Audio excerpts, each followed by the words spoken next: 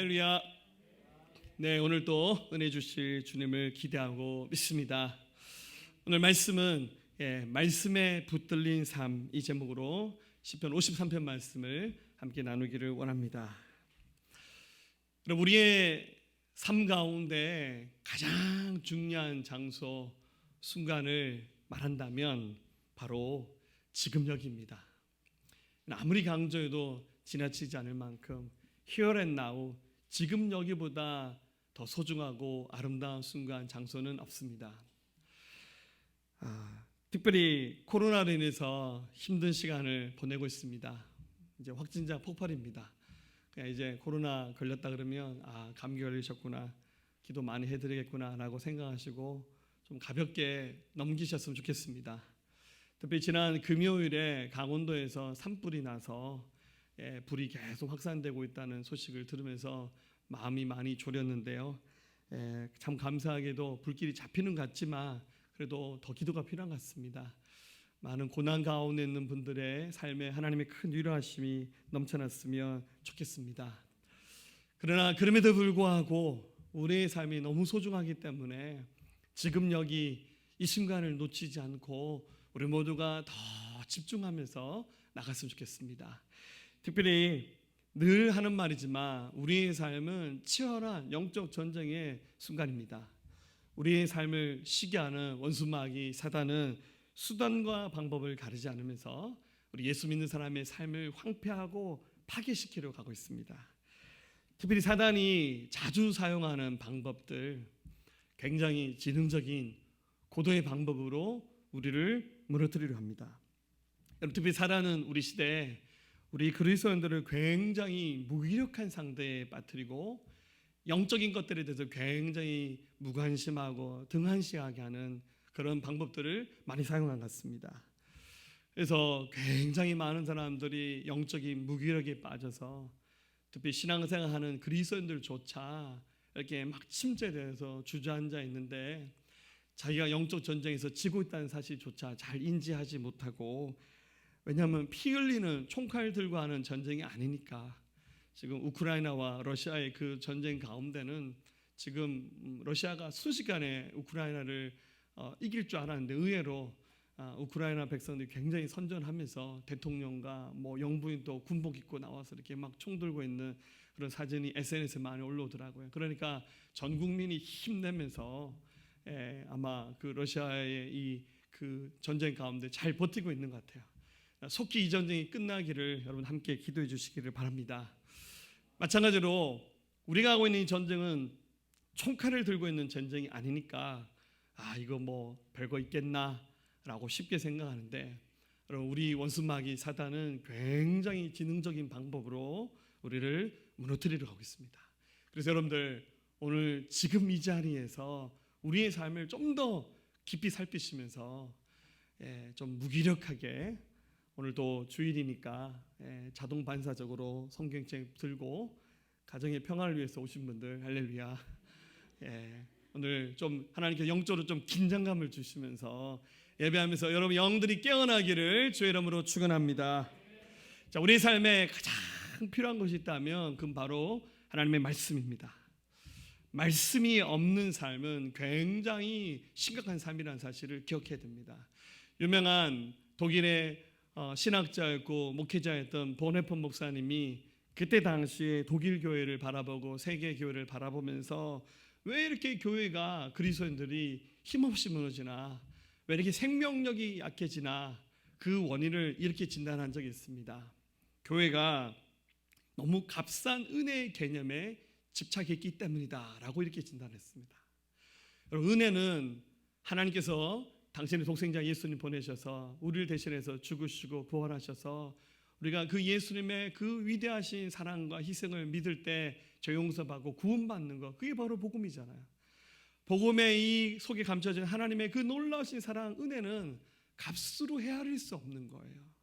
그런데 우리 교회들이 이 복음을 너무 싸구려처럼 전하고 있다는 거예요.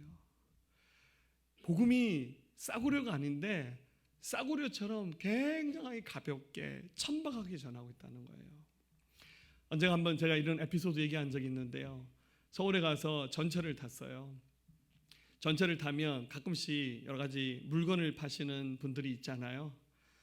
어떤 분이 딱 타셨는데 캐리어를 들고 타셨는데 물건을 하나씩 쫙 나눠주더라고요. 그럴 때 어떻게 되죠? 그분하고 눈을 안 마주쳐야 돼요. 안 살려면 마음을 강하고 담대하게 해야 돼요. 보니까 뭘 파냐 한 장 봤더니 그 파스를 파더라고요. 뭐 약국가도 쉽게 살 수 있는 건데, 근데 뭐 이렇게 그 파스를 파는데 뭐 대전의 카이스트 교수가 인정했고 뭐 이렇게 굉장히 설명을 잔뜩 그럴싸하게 하시면서 나중에 그 파스를 앉아있는 사람이 한 장씩 쭉 돌리는데 사람들 반응이 냉랭한 거죠. 이거 안 사야 되니까 집에 많이 쓰니까. 이분이 쭉 나는데 아무도 그 물건에 관심을 안 가지니까 이분이 실망한 표정을 짓더니 그 물건을 다 싹 걷어가시면서 망했다 하면서 휙 나가버리시더라고요. 다음 적에 내려버리시더라고요. 그래서 제가 그걸 보면서 저 양반 약장사들은 자기가 파는 약에 정말 목숨을 걸고 파는데 저렇게 엉터리로 소개해서 누가 사겠냐고 속으로 제가 욕을 했어요. 나한테 좀 더 설득력 있게 얘기하면 내가 하나 사줄 수도 있었는데. 여러분, 복음이 값을 헤아릴 수 없는 가장 위대한 가치를 가진 것들이잖아요. 그런데 교회가 어찌된 영문인지 이 복음을 너무 값싸게 전하고 있으니까 세상 사람들이 복음이 싸구려인 줄 알아요. 이 재앙입니다, 여러분들. 우리 시대에 교회가 영향력을 잃어가고 그리스도인들이 생명력 잃어가는 신앙생활하는 가장 근본적인 이유가 뭐냐? 그것은 바로 하나님의 말씀이 없는 말씀의 부재의 삶을 살고 있는 것이 가장 큰 원인이라는 거예요. 어찌된 일인지 교회가 참 많은 것을 합니다. 이렇게 많은 프로그램들을 만들어서 돌리고 행사도 하고 이벤트도 합니다. 그런 것을 다 필요 없다고 말할 수는 없어요. 좀 재미도 있어야겠죠. 그러나 이런 프로그램들이 교회의 본질이 되어서는 안 됩니다. 교회가 가장 모든 힘을 쏟아야 될 것은 열심히 하나님의 말씀을 선포하고 가르치는 일들, 하나님의 말씀을 인하여 많은 영혼들이 회심하고 예수님께 돌아오고 많은 변화를 통해서 그리스도의 성장된 성숙된 일꾼으로 세워지는 일들을 교회가 가장 집중해야 될 사역은 말씀을 가르치는 일입니다. 어찌된 일인지 교회가 말씀을 가르치는 것보다 좀 다른 일들에 더 많이 관심을 가지고 집중하는 그런 시대 가운데 우리가 살고 있는 것 같아요. 우리가 정신을 바짝 차려야 됩니다. 모든 문제의 시작은 말씀이 없는 것, 말씀의 부재라는 것을 생각하면서 오늘 이 시간 이 시편 말씀을 통해서 우리가 다시 한번 하나님 말씀 앞에 돌아가면서 영적으로 나를 세우는 은혜가 있기를 주의 이름으로 축원합니다. 어떤 학생이 고등학교를 막 졸업하고 자기 아버지에게 졸랐습니다. 아빠 차 한 대만 사달라고. 고등학생을 막 졸업하는 이제 대학교 갓 입학하는 아들에게 차를 한 대 사준 것은 굉장히 좀 과하죠. 근데 아버지가 좀 여유가 있는 분이었어요. 근데 아버지가 고민하다가 아들에게 차를 사주지 않았어요. 대학교 입학하게 되었는데 입학식에 오셨던 아버지가 차는 안 사오고 성경책을 하나 사오셨어요. 아들아, 이 성경책 열심히 읽어라. 이 속에 모든 것이 다 들어있단다. 특별히 네가 빌립보서 4장 19절 말씀을 꼭 읽어야 돼. 주님이 너를 인도하실 거야. 아들은 너무 실망했어요. 자동차 사달라 했더니 이 흔해 빠진 성경책 주냐고. 성경을 안 읽고 기숙사 자기 방 어디 한 곳에다 처박아 놨어요. 부모님 집에 갈 때마다 아버지에게 또 차 사달라고 조르는데 아버지는 그때마다 너 성경 열심히 읽고 있니? 그냥 대답을 제대로 못하는 거예요. 네가 빌립보서 4장 19절 말씀 꼭 읽어야 돼. 그런데 말씀을 한 번도 안 읽었어요. 이제 대학 졸업식이 되었습니다. 졸업식에 오셨던 아버지 역시 자동차 선물은 갖고 오지 않으셨어요. 아버지가 안타까운 마음에 아들에게 얘야 아빠가 준 성경책 어떻게 했니? 그거요 저기 구석에 처박아 놨다고. 그거 한번 가져오라고. 아버지가 빌립보서 4장 19절 말씀을 펼쳐서 읽어줍니다. 나의 하나님이 그래서 예수 안에서 영광 가운데 그 풍성한 대로 너희 모든 쓸 것을 채우시리라. 근데 비밀이 하나 있었어요. 이 빌립보서 4장 19절 말씀인 그 부분에 아버지가 자동차 한 대를 살 수 있는 수표를 거기다 넣어놨었어요. 근데 이 아들이 그 성경책을 한 번도 안 열어본 거예요. 아버지는 미리 다 준비해 놓으셨어요. 근데 아들이 그거 안 믿고 말씀을 가까이 하지 않으니까 그의 삶에 응답이 없었던 거예요. 어떤 점에서 하나님이 우리 시대에 당신의 말씀을 통해서 모든 것을 다 계획하시고 준비하신 하나님의 풍성한 사랑과 은혜와 축복들이 하나님 말씀 속에 다 담겨져 있습니다. 오늘 이 예배를 통해서 하나님 말씀의 은혜가 다시 회복되기를 주님의 이름으로 축원합니다. 자, 먼저 말씀이 없는 삶에는 세 가지 안타까운 일들이 일어납니다. 가장 먼저 하나님을 인정하지 않는 삶이 나타나게 됩니다. 오늘 시편 기자는 말합니다. 1절에 같이 읽어볼까요? 어리석은 자는 그 마음에 이르기를 하나님이 없다도다. 그들은 부패하며 가증한 악을 행하며 선을 행하는 자가 없도다.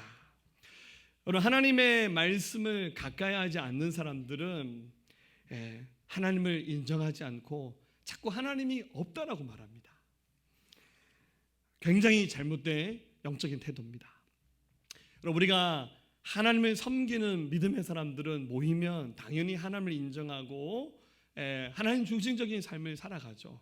온 식구가 다 예수를 믿는다고 생각해보세요. 아버지, 어머니, 자식들이 예수를 믿으면 모이면 당연히 신앙 얘기하고, 야, 요즘 너 기도하면서 어떤 은혜가 있었니? 야, 오늘 목사님 말씀 죽 썼지? 그치? 그래서 오늘 목사님 말씀 참 좋더라. 오늘 너무 하나님께서 내 마음에 감동 주셨더라. 이렇게 굉장히 자연스러운 믿음의 얘기가 나오잖아요. 근데 여러분들 가족이라 할지라도 그 중에서 어머니 혼자 교회 다니고 다 교회 안 다닌다 생각해 보세요. 이게 대화가 안 되는 거예요. 하나님을 인정하지 않는데. 여러분들 세상에 하나님을 인정하지 않는 사람들이 태반입니다. 그들은 왜 하나님을 인정하지 않냐면 하나님의 말씀을 들으시는 기회가 없거든요. 희한하게 그들은요, 다른 건 참 잘하는데 하나님 말씀만 들려면 지겹다 말하고, 왜 이렇게 목사가 주책 없이 이런 데 와서 설교를 길게 하냐고. 심지어 결혼식에 가서 주례 말씀 그거 한 10분도 설교 안 하거든요. 그런 거 들으면서도요, 안 믿는 사람들이 지겹다고, 왜 목사가 주책 없이 남의 결혼식에 가서 이렇게 길게 설교하냐고. 여러분들 그분들이 우리 교회에서 설교를 한번 들어보셔야 돼요. 할렐루야. 저렇게 길게 하는 거 아니거든요. 하나님이 없는 삶, 말씀이 없는 삶에는 결국 하나님 인정하지 않아요. 결국 믿음이 괜찮은 분들, 건강한 분들은 어릴 때부터 말씀을 탄탄하게 읽은 사람들이에요. 힘들어도 열심히 말씀을 읽고 묵상하고 성장했던 사람들이 결국 믿음이 반듯하게 건강하게 주의 길을 갑니다. 할렐루야. 그런 말씀을 가까이 하시기를 주의 이름으로 축원합니다. 말씀이 없다면 그 신앙은 단지 종교적인 행위와 의식에 열심히 내는 것에 불과하다는 생각 가지시면서 늘 신앙의 중심이 하나님 말씀 되시기를 부탁드립니다. 두 번째로, 하나님이 말씀이 없는 삶이 계속 이어지면 사람들은 점점 하나님을 찾지 않게 되어 있습니다. 자, 오늘 말씀 2절과 3절 다시 한번 읽어볼까요? 하나님이 하늘에서 인생을 굽어 살피사 지각이 있는 자와 하나님을 찾는 자가 있는가 보려 하신즉 각기 물러가 함께 더러운 자가 되고 선을 행한 자 없으니 한 사람도 없도다. 굉장히 안타까운 말씀이죠. 하나님이 하나님을 찾는 자가 있는가 하여서 살펴봤는데 하나님을 찾는 자가 한 사람도 없다는 거예요. 물론 이 말씀은 강조법으로 기록된 말씀이겠죠. 우리가 하나님 찾고 있잖아요. 할렐루야. 그런데 정말 하나님 눈에 보시기에는 하나님을 찾는 자가 한 사람도 없어 보이는 그 시대의 암울함, 암담함을 주님 보시면서 이 시편 기자가 굉장히 안타까워하면서 이야기를 하고 있는 거예요. 조금 없는 정도가 아니라 아예 없는 것으로 이렇게 표현하고 있지 않습니까? 여러분, 이 시대의 어둠을 우리가 깨트려야 돼요. 여러분, 특별히 코로나 시대를 겪으면서 저는 개인적으로 제일 안타까운 것이 다음 세대입니다. 우리 청소년들, 우리 중고등학생들, 우리 초등학생들, 청소년, 중고등학 똑같구나. 우리 초등학생들, 우리 또 미취학 아이들. 저희 교회도 코로나 시대를 겪으면서 안 믿는 집 아이들 대부분 다 교회를 못 나오고 있어요. 우리 믿는 집의 자녀들은 그래도 부모님들이 협박이라도 해서 끌고 오잖아. 너 교회 안 가면 큰일 나니까. 그렇게라도 믿음의 명맥을 유지하고 있는데, 우리 어른들은 자기 의사 결정 능력이 있지만 아이들은 그렇지 않잖아요. 그래서 코로나가 확 심해지면 엄마 아빠들이 야 교회 가지 마라, 큰일 난다. 또 한동안 이게 확진자 동선 중에 교회가 뜰 때마다 가슴이 또 철렁했잖아요. 그래서 아이들이 교회를 대부분 못 나오고 있어요. 이게 우리 교회만 그런 게 아니라 대한민국 교회들 대부분 그래요. 전 세계 교회들이 다 그래요. 여러분들 안 그래도 지금 대한민국 예수 믿는 사람들의 그 퍼센트가 장년들이 제일 많거든요. 코로나 이전에 청소년 복음화율이 6%를 못 넘었습니다. 근데 지금 코로나 시대를 겪으면서 우리 아이들 더 교회 못 나오고 있어요. 여러분 이게 뭘 의미하는지 아세요? 우리에게 미래가 없다는 뜻이에요. 지금은 괜찮죠. 교회 돌아가는데 아무 지장이 없어요. 그렇지만 여러분 교회의 재정을 다 쏟아붓는 한이 있더라도 다음 세대에 한 명 살리는 일에 교회가 집중해야 돼요. 제가 어느 교회를 잠깐 갔더니 교회 유아실 있잖아요. 모자실 있잖아요. 우리 아이가 있는 부모님들 좀 편하게 예배드리라고 유아실 좀 방음 잘 되게 해서 예배드리는데 그 교회에 아이가 한 명이 없나 봐요. 그래서 유아실이 필요가 없잖아요. 그래서 목사님이 교인들하고 의논해서 유아실을 없애버리고 거기다 카페를 만들어봤어요. 그래서 갔더니 목사님 막 자랑하시면서 차 한잔 하시라고 차를 먹으면서 저는 굉장히 마음이 아프더라고요. 아이들이 없다고 해서 유아실을 없애면 됩니까?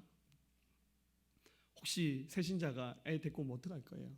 그때 부랴부랴 또 카페 부시고 유아실 만들 거예요? 없어도 여러분들 그거 남겨놔야 돼요. 그게 믿음의 그릇 아닙니까? 하나님 역사하실 걸 기대해야죠. 여러분들 우리 코로나 시대 때 하나님을 찾지 않는 사람들 보면서 결국 말씀이 없어서 그런 거잖아요.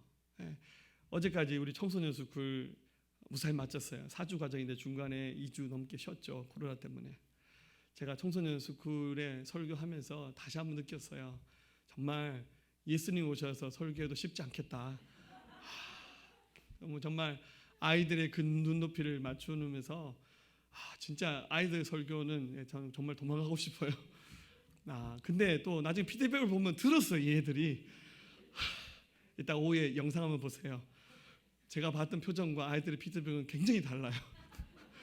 거기서 또 희망을 갖긴 하는데 그게 뭘 의미하냐면 그만큼 아이들이 평상시에 하나님 말씀과 너무 상관없는 삶을 살잖아요. 특히 여러분들 우리 아이들의 그 시선을 강탈하는 게 뭡니까? 스마트폰이에요. 스마트폰. 정말 여러분들 부모님들이 아이들에게 스마트폰 사주지 마세요. 할렐루야. 할렐루야. 정말 그렇게 하셔야 돼요. 여러분들 아이들이 비즈니스 합니까? 왜 스마트폰이 필요해요? 그냥 정말 필요하면 똑딱이 폰 사주세요. 전화만 되는 거. 그건 중독성 없잖아요. 우리나라처럼 아이들에게 스마트폰 많이 사준 나라가 없어요. 미국에 우리 아이들에게 미국 아이들은요 그냥 핸드폰도 잘 없어요. 우리 부모님들 애들 쉽게 보려고 그냥 애들 핸드폰 주면 그냥 혼자 몇 시간 잘 노니까. 여러분들 우리 아이들 망치고 있어요.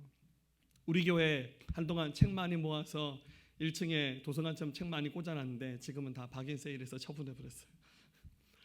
아이들 가만 보니까 스마트폰을 줄 때보다 아이들이 책 안 읽더라고요. 오늘도 그런 일이 없겠지만 이따 점심시간에 보세요. 아이들 밥 먹고 난 다음에 구석구석에서 앉아서 핸드폰 가지고 거기 빠져들어 있어요. 우리 어른들 중에서 그런 분 없기를 축복합니다. 주일날에 교회 어디 구석에 앉아서 핸드폰으로 게임하시는 분 없기를 축복합니다. 가슴이 뜨끔하시는 분들 할렐루야. 얼마나 우리가 잘못됐습니까? 이런 삶들이 계속 반복되며 하나님 말씀은 없고 자꾸만 세상 것들이 많이 채워지면 점점 하나님을 인정하지 않는 삶으로 바뀌어집니다. 하나님 인정하지 않고 믿지 않으면서 무관심으로 일관한 이 잘못된 태도가 우리가 싸워야 될 최고의 적입니다. 알고 보면 이것은 사단의 전략입니다. 영적인 무관심과 무기력 상태에 빠지게 만드는 여러분들 마귀와 대적하면서 이기시기를 주의 이름으로 축원합니다. 특별히 하나님을 인정하지 않고 이런 태도가 계속 반복될 때 여러분들 가장 불쌍한 사람이 어떤 사람이냐면 죄 짓는 사람이 불쌍한 사람이 아니라 죄를 짓더라도 회복되면 은혜잖아요. 몸이 아파도 하나님의 은혜로 치료되면 또 은혜 아닙니까? 힘든 일이 있어도 주님께서 회복시켜 주시면 그게 은혜 아닙니까? 성경에서 가장 안타까운 사람은 하나님이 그냥 내버려 두는 사람. 하나님이 포기하셨다 이런 말 쓰고 싶지 않지만 로마서 1장 24절 25절 그러므로 하나님께서 그들을 마음의 정욕대로 더러움에 내버려 두사 그들의 몸을 서로 욕되게 하게 하셨으니 이는 그들이 하나님의 진리를 거짓 것으로 바꿔 피조물을 조물주보다 더 경배하고 섬김이라 주는 곧 영원히 찬송할 이시로다. 아멘. 하나님이 내버려 두는 인생 되지 않기를 바랍니다. 사사기 17장 6절 그때 이스라엘의 왕이 없으므로 사람마다 자기 소견에 옳은 대로 행하더라. 지 마음대로 하는데도 하나님이 그냥 내버려 두시는 거예요. 이런 인생의 반열 서시는 분 아무도 없기를 주 여러분 축원합니다. 세 번째로 하나님 말씀이 없는 삶이 계속 반복되면 타성에 젖는 삶을 살게 됩니다. 4절 읽어봅니다. 죄악을 행하는 자들은 무지하나 그들이 떡 먹듯이 내 백성을 먹으면서 하나님을 부르지 아니하는도다. 여러분들 타성에 젖는다는 말은 잘못된 습관에 그 버릇에 젖어진 삶을 타성에 젖는다라고 말합니다. 여러분 하나님의 말씀이 없는 삶을 계속 반복하다 보면 이 말씀처럼 떡 먹듯이 떡 먹는다는 말은 간식 먹는다는 말이 아니라 데일리 푸드를 말하는 거다. 주식을 말하는 거예요. 매일 밥 먹듯이 그렇게 타성에 젖은 삶이 이어지는 거예요.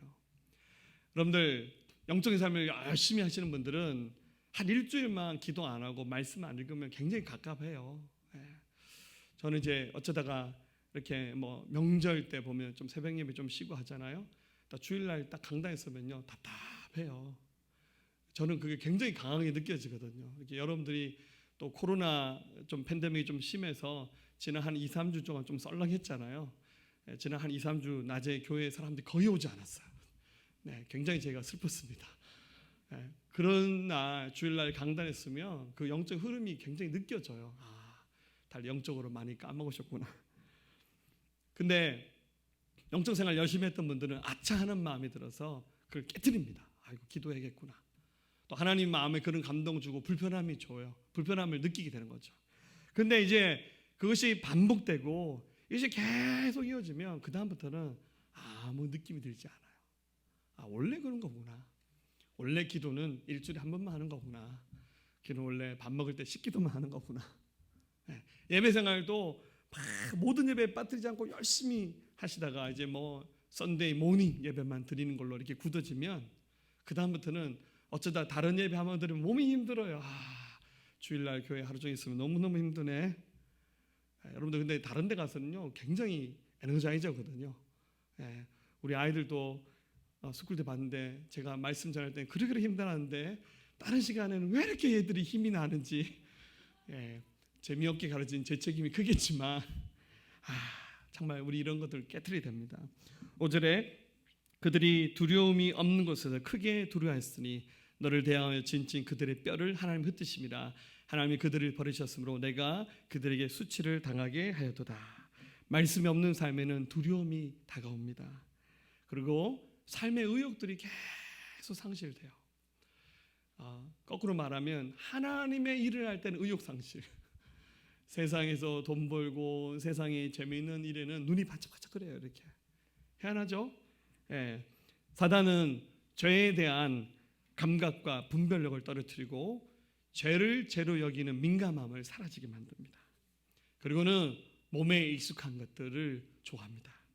여러분 기억하십시오. 몸에 익숙한 것이라고 해서 항상 진리는 아닙니다. 우리도 신앙생활 하면서 교회가 많은 전통들 만들고 형식들 만드는데 혹시 이것이 비진리이지 않나 깊이 살펴봐야 됩니다. 예수님도 말씀하셨죠. 마가복음 7장 8절과 9절에 너희가 하나님의 계명은 버리고 사람의 전통을 지키느라 또 우리 시대에 너희가 너희 전통을 지키려고 하나님의 계명을 잘 버린도다. 핑계는 전통을 지키는데 사실 그 전통 안에 진리가 없으며 여러분 그거 굉장히 잘못된 길을 가고 있어요. 유명한 교부신학자였던 터툴리안이 이렇게 말했습니다. 진리가 빠진 관습은 역사 깊은 오류에 불과한 것이라고. 또 비싼 얘기지만 쇼펜하우라는 사람이 이렇게 말했습니다. 소중한 아이디어는 처음에는 사람들이 조롱당하고 그 다음에는 공격당하고 마지막에는 사람들이 그것을 당연시한다고. 처음에는 그 말한 사람이 굉장히 특이하고 이상한데 나중에 되면 그거 굉장히 당연시한다는 거예요. 원래 그래요. 처음에는 황당한 얘기 같지만 나중에 듣다 보면 그게 그냥 자연스러운 것이 돼버렸어요. 신앙생활 그렇게 하는 거예요. 하나님 말씀이 없는 삶을 살 때는 처음에 굉장히 이상했는데 나중에는 그게 굉장히 자연스러운 일이 됐어요. 그냥 다 받아들이는 거예요. 사단이 죄에 대해서, 잘못된 신앙생활에 대해서 타성에 젖게 만드는 겁니다. 이것과 싸워 이겨야 우리가 이길 수 있습니다. 할렐루야. 자, 어떻게 되겠습니까? 하나님의 말씀을 붙잡아야 돼요. 6절에 시온에서 이스라엘을 구원하여 줄 자 누구인가? 하나님이시죠. 하나님이 자기 백성의 포로된 것을 돌이킬 때 야곱이 즐거워하며 이스라엘이 기뻐하리로다. 우리 하나님 의지하면서 돌아가야 우리가 이길 수 있습니다. 자, 어떻게 해야 될까요? 짤막짤막하게 설명되어 있으니 가장 먼저 주님의 말씀을 먹고 마시고 배워야 됩니다. 여러분, 하나님 말씀을 규칙적으로 읽고 정기적으로 말씀을 묵상해야 돼요. 그래야 이길 수 있습니다. 선교사 중에 피터 다이네카라는 분이 계셨는데 우리 러시아에서 복음 전하는 일을 하셨는데 옛날 러시아가 그 소련으로 소비에트 연방으로 있을 당시에 굉장히 많은 신앙의 제한이 있었잖아요. 이분이 성경을 들고 소련에 들어가서 복음을 전했는데 이게 성경을 나눠주는 것이 불법이거든요. 그래서 많은 선교사님들이 들어와서 몰래 이렇게 사람들이 성경을 나눠주는 했는데 이 선교사님이 어떻게 하면 내가 여기 있는 사람들에게 성경을 나눠줄 수 있을까 고민을 하다가 어느 숙소에서 머물게 되는데 호텔에서 있는데 그 호텔에 일하는 여자 직원이 그 선교사님 숙소에 청소하러 들어오셨다가 선교사님 그 테이블에 성경의 책이 펼쳐져 있는 거 보고는 갑자기 눈이 빛나더래요. 그래서 이 사람이 성경에 관심 있구나. 그래서 그걸 향해서 이거 만져봐도 괜찮다고 말합니다. 그러자 그 일하는 여자 직원이 이 성경을 손에 쥐고는 하염없는 눈물을 흘리더래요. 그러면서 그녀가 하는 말이 저는 이 성경을 갖기 위해서 30년간 기도했습니다. 저는 그리스도인입니다. 하나님의 말씀을 제가 직접 읽어보기를 얼마나 소원했는지 모릅니다. 북한도 그래요, 여러분들. 북한 성경 소지 못하잖아요. 그들은 성경 읽어주는 그 극동방송 라디오 프로그램이 있잖아요. 새벽에 성경 읽어주는 프로그램이 막 나오거든요. 저는 옛날 탈북자들에게 그런 거 완전 많이 들었어요. 새벽에 성경 읽어주는 시간이 나오면 종이 끄집어내고 성경을 쓰는 거예요. 그렇게 필사해서라도 성경 한 권 갖고 싶어서 그만큼 하나님의 말씀을 사모하고 또 기대하는 그런 신앙생활을 하는 거죠. 이래야 살아날 수 있습니다. 시편 119편 시편 기자는 33절 34절 여호와여 주의 율례들의 도를 내게 가르치소서 내가 끝까지 지키리다. 나로 하여금 깨닫게 하여 주소서 내가 주의 법을 준행하여 전심으로 지키리다. 35절에 나로 하여금 주의 계명들의 길로 행하게 하소서 내가 이를 즐거워함이다. 하나님 말씀을 읽기를 사모하고 즐거워하신 여러분 되시기를 주의 이름으로 축원합니다. 두 번째로 하나님의 말씀을 잊지 못하게 만드는 가까이 하지 못하게 하는 가장 큰 적은 세상의 즐거움입니다. 세상한 것이 너무 크게 우리의 마음에 와닿아 있으면 하나님의 말씀이 안 보여요. 그래서 하나님의 말씀을 멀리하게 하는 것들과 싸우셔야 됩니다. 앞서 말씀드렸던 미디어들 너무 좋죠, 그죠? TV 드라마 너무 재밌죠. 근데 여러분들 줄이셔야 됩니다. 세상의 즐거움의 소리를 차단하셔야 돼요. 그래서 하나님 말씀에 귀 기울여 들을 수 있는 일에 집중하셔야 돼요. 그래야 하나님 역사합니다. 그래서 어디 가든지 항상 하나님 말씀이 나의 모든 의식을 장악하고 붙잡아야 됩니다. 성경 고고학을 가르쳤던 찰스 쉐어라는 어느 연구했던 교수님이 계셨는데 이분이 나중에 미국에 가서 신학교에서 선교사로 학자로서 가르쳤는데 어느 날 이분이 교통사고를 당해서 중환자실에 입원하게 됐는데 정신이 안 돌아오는 거예요. 이 교수님 맡겼던 이 신학교 학장님이 찾아가서 그 교수님 면회 갔는데 정신이 안 돌아오고 있고 의사가 하는 말이 회복되기는 힘들 것 같다고, 정신이 돌아오기 어려울 것 같습니다 라고 이렇게 말하는 거예요. 그래서 이 학장님이 학교 돌아와서 챗불 시간에 학생들에게 기도 제목 나누면서 우리 교수님이 어려운 가운데 여러분 기도해 주세요 그랬습니다. 다시 한번 중환자실에 면회를 갔는데 상태가 약간 호전되었는데 이분이 계속 뭐를 중얼중얼 그러시는 거예요. 의식이 없는데. 그래서 이분이 뭐라 그러나 한참 들어봤더니 이분이 성경 고고학을 연구하신 분이잖아요. 세상에 시편 1편을 무의식 중에 외우시는데 그것도 히브리어로 읽으시더래요.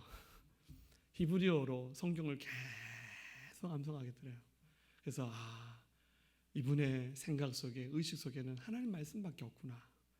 이분 회복되겠구나.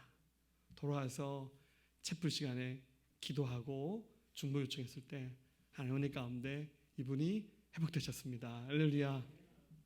하나님 말씀이 그의 생각과 마음과 삶 가운데 굉장히 강하게 그를 붙잡고 있었습니다. 그러나 여러분들, 이 땅 가운데 우리를 하나님 앞에 집중하지 못하게 만드는 세상의 즐거움들과 싸우셔야 됩니다. 시편 119편 36절, 내 마음을 주의 증거들에게 향하게 하시고 탐욕으로 향하지 말게 하소서. 내 눈을 돌이켜 허탄한 것을 보지 말게 하시고 주의 길에서 나를 살아나게 하소서. 이제 여러분의 기도 제목 되시기를 주의 이름으로 축원합니다. 마지막 세 번째입니다. 세상의 비진리와 맞서서 싸워야 됩니다. 세상에 우리의 길을 현혹하게 하는 성경이 아니고 진리가 아닌 것들인데 우리를 막 헷갈리게 하는 것들 많습니다. 여러분, 대표적인 이단들 중에 신천지가 있잖아요. 특별히 우리 CBS에서 신천지 아웃 캠페인을 하셨는데 너무 귀한 일을 하셨는 것 같아요. 특별히 또 코로나가 확산되는 가운데 신천지에서 이렇게 코로나가 확산되면서 대한민국 모든 사람들이 신천지가 문제가 있는 집단이라는 것을 다 알게 됐습니다. 좀 뉴스에 좀 더 많이 나왔으면 좋겠어요. 신천지가 이단이라는 것을. 할렐루야. 그런데도 여러분들, 신천지가 이단인가 아닌가 아리까리하게 생각하는 사람들도 굉장히 많이 있습니다. 여러분 중에 헷갈린 사람 없죠? 할렐루야. 신천지 없죠? 할렐루야. 여러분들, 비진리가 우리의 중심을 잡지 않도록 하나님 말씀이 우리 삶의 결론이 되고 정답이 되도록 여러분들 하나님 말씀을 붙잡으시기를 축복합니다. 시편 119편 39절, 내가 두려워하는 비방을 내게서 떠나게 하소서. 내가 주의 규례 들은 선하심이니이다. 그래야 하시면 내가 나를 비방하는 자들에게 대답할 말이 있사오리니 내가 주의 말씀을 의지함이니이다. 하나님 말씀 붙잡으셔야 됩니다. 여러분, 사단은 수단과 방법하지 않고 우리를 계속 노리고 있지만 우리는 굉장히 영적 전쟁을 느긋하게 대응하는 경향이 큰 것 같습니다. 여러분들 일어나십시오. 할렐루야. 하나님 말씀 붙잡으십시오. 하나님 말씀 속에 답이 있습니다. 할렐루야. 빌립보서 4장 19절에 여러분들 그 말씀 페이지에 제가 정답을 꽂아놨습니다. 할렐루야. 말씀을 일어나서 이 세상의 모든 어둠의 권세를 깨뜨리시고 우리 삶의 중심이 하나님께 옮겨지면서 모든 영적 전쟁에서 승리하시는 우리 하나님의 사람들 되시기를 주님의 이름으로 축원합니다. 예수는 내 힘이요 나의 기쁨 내 찬송만 그 이름의 생명이 내 삶의 이유라. 우리 다시 고백할까요? 예수는 내 힘이요 나의 기쁨 내 찬송만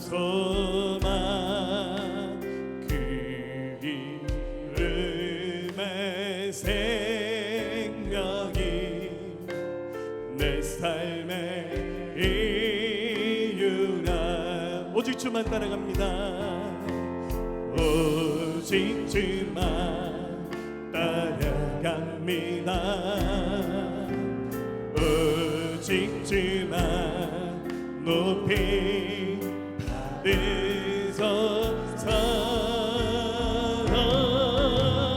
내 평생에 그 그의 선하심을 세상에 노래합니다.